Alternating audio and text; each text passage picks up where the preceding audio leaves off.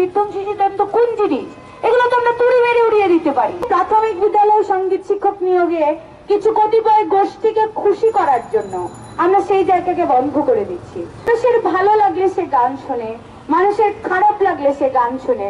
এই জুলাই অভ্যুত্থানে আমরা যখন ছাত্রলীগকে মোকাবেলা করছিলাম, যখন ছাত্রলীগের নানা ধরনের দেশীয় বিদেশি অস্ত্রের সামনে আমরা দাঁড়াতে পারি নাই, আমাদের শরীর চর্চার শিক্ষাটা সেই ছোটবেলা থেকে দেওয়া হয় নাই। এই বিধ্বংসী সিদ্ধান্তগুলো কতিপয় গোষ্ঠীকে খুশি করার জন্য যখন এই অন্তর্বর্তীকালীন সরকার হাতে নিয়েছেন, তখন তাদেরও হুঁশিয়ার হওয়া দরকার আগামী প্রজন্ম তাদের জন্য কি অপেক্ষা করে রেখে।